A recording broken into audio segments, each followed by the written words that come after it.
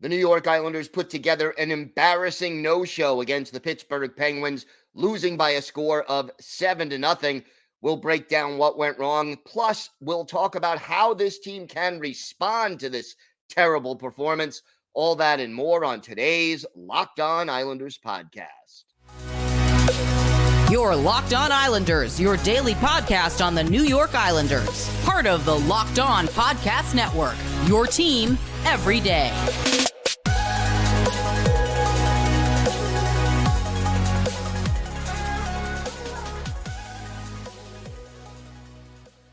Welcome, everybody, to the Thursday edition of the Locked On Islanders podcast, part of the Locked On Podcast Network, your team every day. I want to thank everyone who makes Locked On Islanders your first listen every day. Don't forget to subscribe on YouTube or wherever you get your podcasts so you can get new episodes as soon as they drop. Today's episode is brought to you by FanDuel. Make every moment more. Right now, new customers get $150 in bonus bets with any winning $5 moneyline bet. That's $150 if your team wins. Visit FanDuel.com/LockedOn to get started. Get started? Well, don't get me started. This was an abomination, an embarrassing no-show. We're going to get to all of that. But first, if there's something Islanders related on your mind, if you have a question, a comment, maybe a topic you'd like to hear us discuss on a future episode, send us an email to lockedonislanders@gmail.com. And if you leave your first name and where you're from, we're happy to mention you on the show when we talk about whatever's on your mind. You could also follow the show on X at Locked On Isles, and you could follow me, Gil Martin, on X at Ice Wars, NYR VSNYI. We'll keep you up to date on all things Islanders all season long, and I'm live tweeting during nearly every Islanders home and road game. So join me for instant insight and analysis. And it's great to talk Islanders hockey with you, game time or anytime. Well, the Islanders gave up 6 goals in the second period, gave up a touchdown and an extra point in the game. All jokes aside, this was an embarrassing effort by the New York Islanders. And I'll say this, the highlight of the game was the first 5 or 6 minutes where the Islanders kind of were the better team. They were playing fine hockey for those first 6 or 7 minutes. And then Cal Clutterbuck took a slashing penalty, and the Islanders were shorthanded. They kill that off. Robert Bortuzzo takes a cross-checking penalty.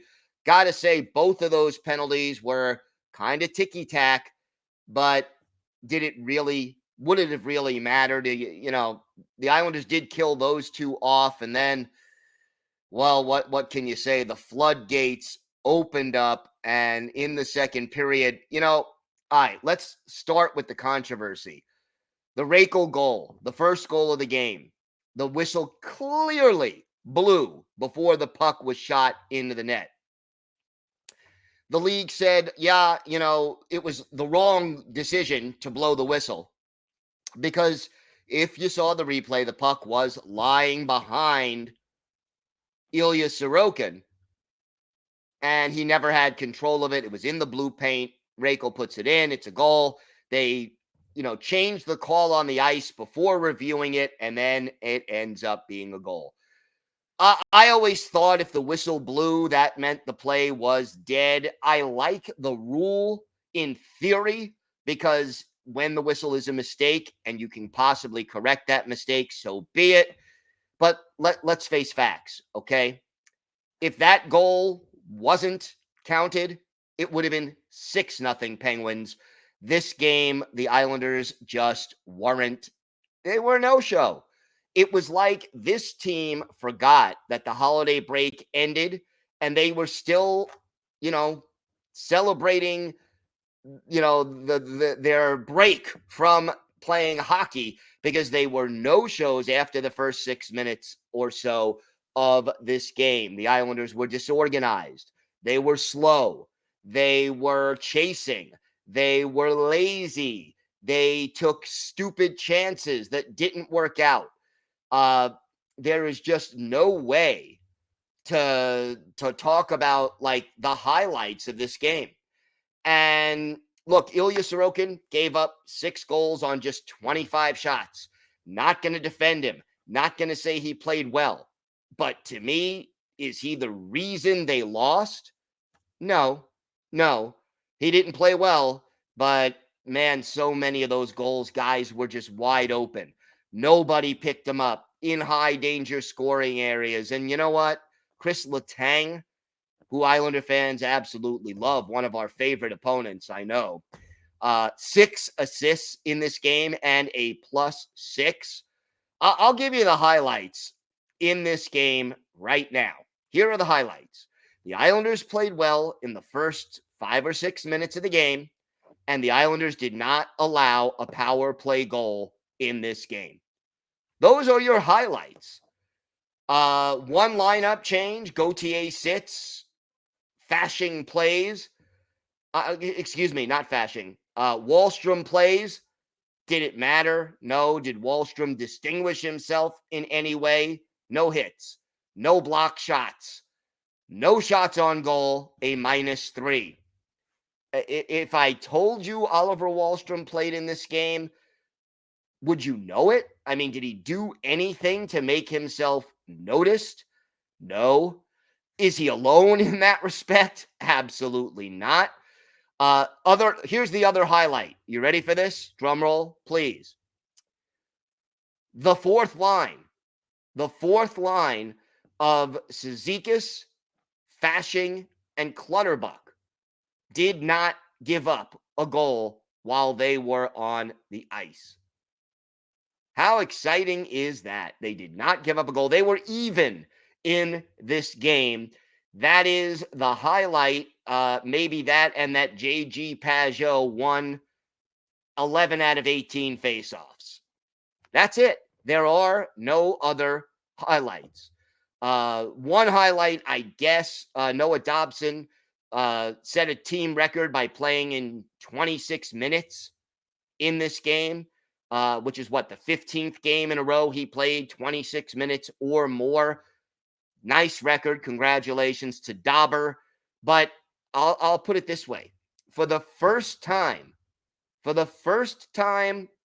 in a long time, the second period, when you give up 6 goals, the worst period the Islanders had since the collapse in the third period against San Jose, way back when. And this was the first time, I think, that the Islanders really, really looked like a team that is missing 3 of their top defensemen. And the top defensive pairing of Dobson and Romanov, Dauber a -4, Romanov a -3. Who else was -3? Matthew Barzal, Bo Horvat, Anders Lee, JG Pajot, Simon Holmstrom, and Oliver Wahlstrom. Wow. I mean, this was just a total screw up of a game. And this team looked like they were sleepwalking out there. And I'll put it this way. The effort wasn't there. The organization wasn't there. They weren't thinking this game. They weren't hustling. They weren't winning 50-50 puck battles. They were leaving players unattended in the crease, near the crease, in high danger scoring areas. This was a total cluster, you know what. And, I almost want to see Lane Lambert tomorrow. I want to see Lane Lambert run a practice where there are no pucks on the ice. Anyone who saw the movie Miracle, I just want to see again, whistle, again, whistle, again, whistle, until these guys skate this embarrassing performance out of their system. And look, sometimes the old expression is you burn the tape. You don't even watch the game film. No, don't do that with this. Watch the game film. Figure out what the heck you did wrong and just review it until you're blue in the face, because this was not an acceptable performance on any level. The goaltending wasn't good. The offense wasn't good. The power play wasn't good. The passing, nothing was good in this game other than the fact that it is over. So, yeah, turn the page, put it behind you, but you darn well better watch this game again, because it was an absolute embarrassment. We have more to get to on today's show. We're going to answer a couple of your questions. We're going to have our hero and our GOAT of the game. Plus, we will have our weekly farm report. Oh, yeah, and for our Islanders birthday of the day, a player who was with the Islanders in their first 2 seasons and then joined another expansion team. Let's see if you can guess who that is. We've got all that and a lot more still to come on today's Locked On Islanders podcast. Today's episode is brought to you by Sleeper. It's almost the halfway point in the season. Islander fans, this team is still in the thick of the playoff hunt. But regardless of where we are in the standings, I want to remind you that you can win big playing daily fantasy hockey on Sleeper, the official fantasy app of the Locked On NHL Network. Sleeper is our number one choice for daily fantasy sports and especially daily fantasy hockey, because with Sleeper, you can win 100 times your cash in daily fantasy hockey contests. All you have to do is pick whether studs like Sorokin, McDavid, or McKinnon will record more or less of their sleeper projections for things like goals, assists, saves, plus, minus, or more in a given game. To win a 100 times bet on Sleeper, you need to correctly predict the outcome of 8 player stats. You heard me, Islander fans. You can win 100 times your money playing daily fantasy hockey on Sleeper. So start paying attention and nail your picks so you could start winning big. Use promo code LOCKEDONNHL. You'll get up to a $100 match on your first deposit. Terms and conditions apply. That's code LOCKEDONNHL. See Sleeper's terms of use for details and locational availability.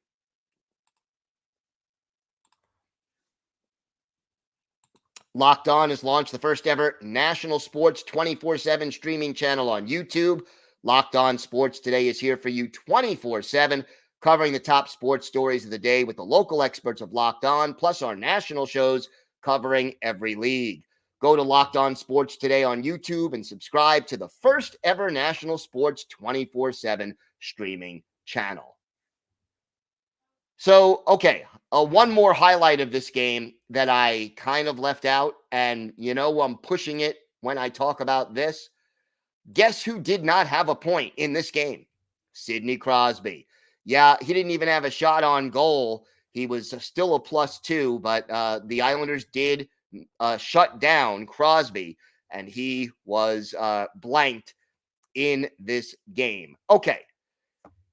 Hero and GOAT of the game. The GOAT, I think, is going to the whole team. I mean, there is nobody on this team who I could sit there and say, yeah, that guy played okay. Everyone else around you wasn't good. This one guy was okay. Nobody looked sharp. Noah Dobson had 4 shots on goal to lead the Islanders, but he was also a -4 in this game. So to me, the GOAT is the entire team. And nobody, in my mind, deserves to be the hero of the game. So I'm going to make the hero of the game the linesman who early in the game took a errant stick to the face and returned to action. That's gutsy. I give him credit. So that, to me, he is worthy of being the hero of the game. No Islanders player deserves that honor, because just there was nothing heroic about this performance. And, let's put it this way. It was ugly. 2 emails from fans. This one from our friend Ken in Minnesota. Always good to hear from Ken. All right, Gil, that's it. This was one of the most disgusting, gutless, sickening, lackluster performances in all the years I've watched this team, and he's been watching, he says, since 1973, that I've ever seen. Lane Lambert has obviously lost the room. No excuses. In order to turn this team around, he has to go. Ken, I appreciate your frustration. I share your frustration. I'm going to put it to you this way. This was not a good sign, okay? But whether Lane Lambert lost the room or not, to me, is going to be determined more by how does this team respond? How does this team answer the bell after a disgusting performance like this? Because over the course of 82 games, teams are going to have a handful, hopefully only a handful, of absolute stinkers. Whether they weren't mentally ready, physically ready, was a back-to-back, injured players, whatever combination, or, low biorhythms, for lack of a better excuse.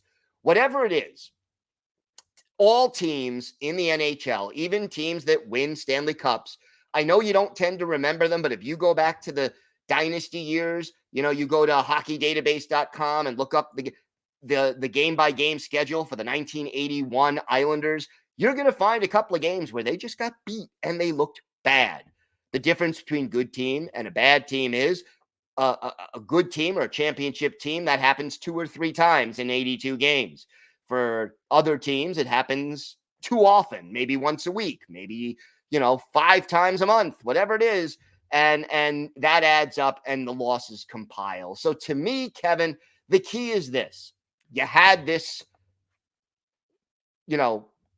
abominable game. And you're right. This was terrible, terrible game. But Ken, but how do you respond?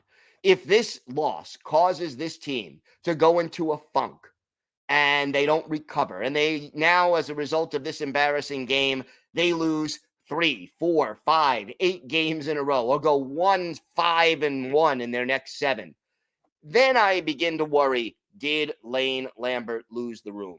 One stinker of a performance, I'm not ready to say that, but you know what, Ken, you're right. It sure as heck was ugly and did not look good. All right, as far as our other question, this one is from Kevin, and Kevin says the timing of this one is good. Do you think Crosby and Malkin have lost a step?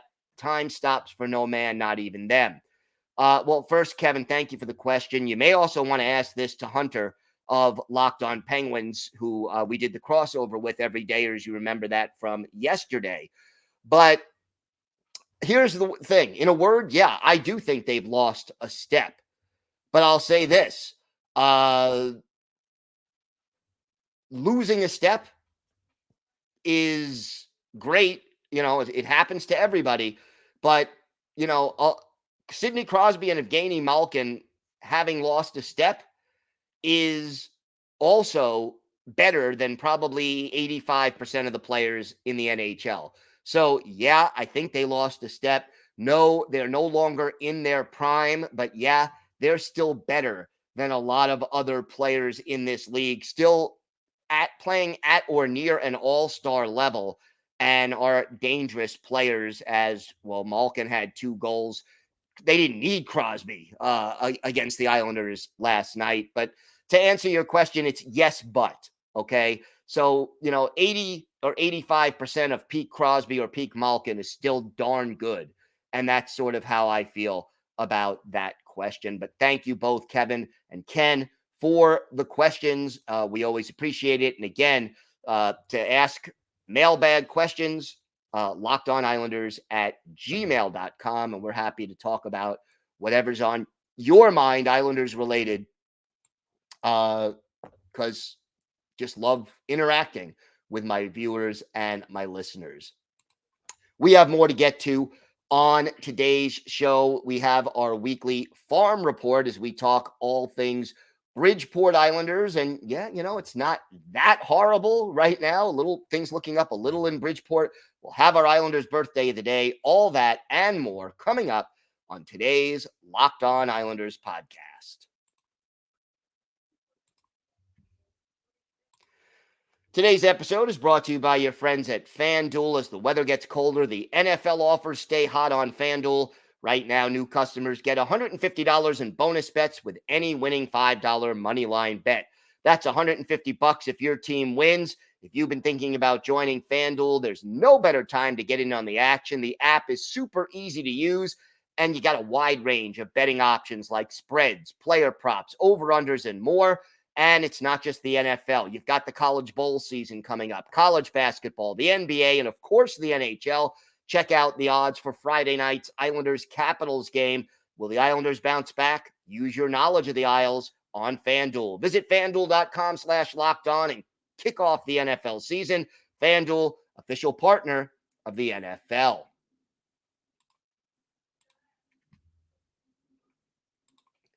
Locked On has launched the first ever national sports 24/7 streaming channel on YouTube.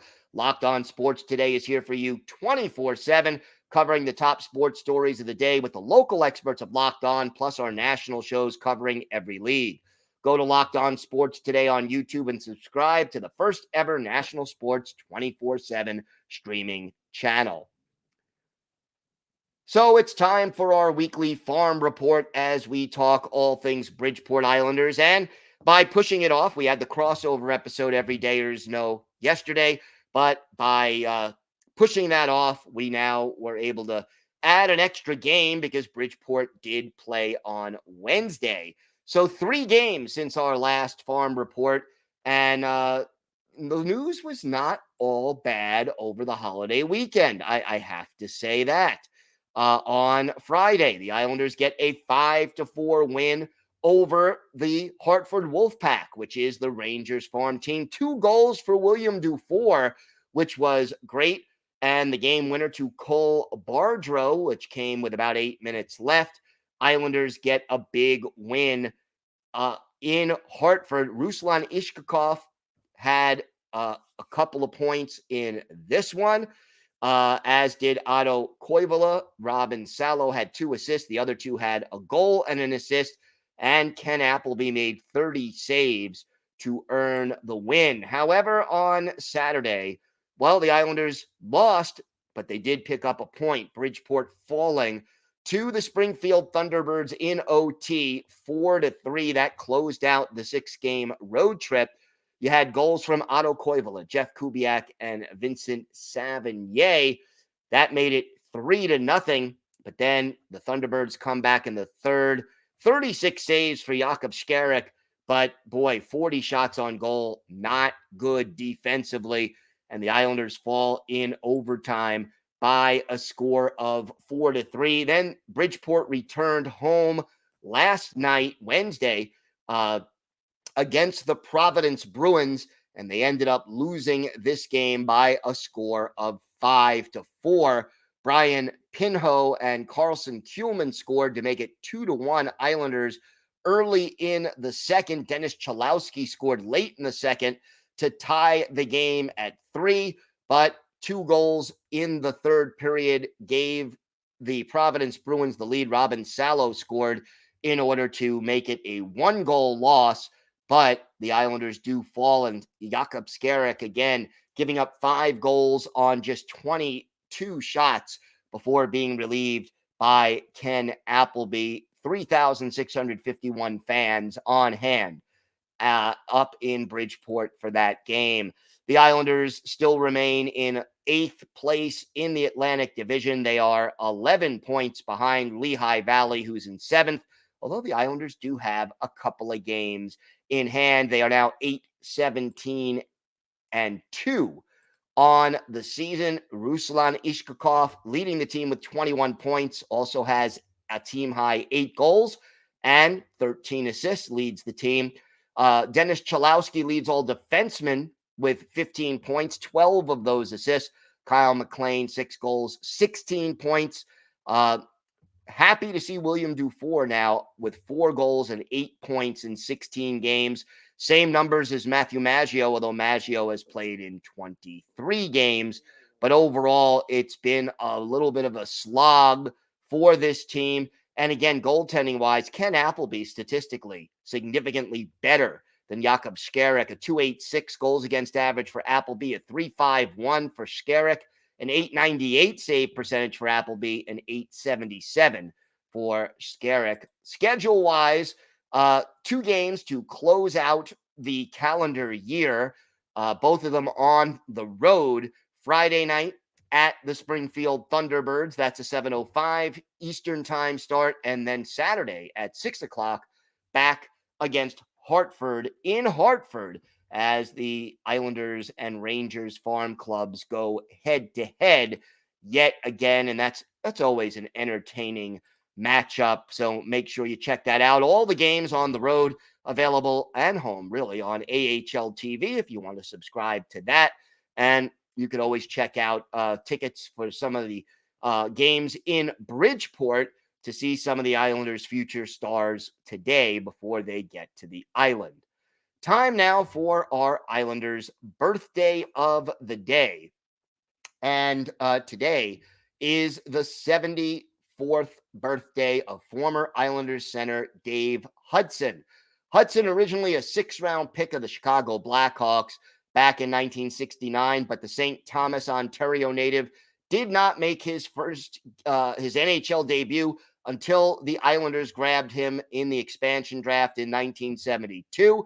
Played in 69 games for the expansion Islanders, had 12 goals, 31 points, and 17 penalty minutes, and yes, a minus 39 plus minus. Was with the Islanders again in 73, 74, and then was chosen by the Kansas City Scouts in the expansion draft after that. Played 2 years with the Scouts, won 2 years with the Colorado Rockies, who the Scouts became, and now, of course, they are the New Jersey Devils. But Dave Hudson did play in 409 NHL games, 59 goals, 183 points, 89 penalty minutes. He played in 2 playoff games. Those were the last 2 games of his career with the Rockies. He had a goal and 2 points in those in the best-of-3 series. His best game as an Islander, there's no contest. March 3rd, 1973, at the Nassau Veterans Memorial Coliseum. It was the new barn back then. The Vancouver Canucks visit, and the goaltenders, Ed Dyke for the Vancouver Canucks, Billy Smith for the New York Islanders. And this probably was the most one-sided victory for the expansion Islanders. Remember, 78 games played, only 12 wins, but they beat the Canucks in this one 9-3. Okay, how about Dave Hudson, our Islanders' birthday of the day? A goal, 4 assists, so a 5-point game. He was a +2, scored on one of his 2 shots on goal, and yeah, the goal came on the power play. It was late in the second period, and Ed Westfall and Germain Gagnon had the assists on that one, but he also assisted on goals by Bob Cook, who had a couple of goals. Actually, he had 3, and Hudson assisted on all of them, and then he assisted on a power play goal in the third period by the captain, Ed Westfall. So a very happy birthday to Dave Hudson. He is our Islanders' birthday of the day. I want to thank everyone again for making Locked On Islanders your first listen every day. Everydayers, tomorrow on the show, we will prepare you for both games coming up this weekend. Friday against the Capitals, Sunday a rematch with the Penguins. So make sure you join us for that, and hopefully we'll have some injury updates as well. Can't believe this week is flying by and that this year is coming to a close. But hey, until then, stay safe, everybody. Put this game out of your mind. Let's see again the important thing. How does this team respond? Stay safe. Have a great day. And of course, let's go Islanders.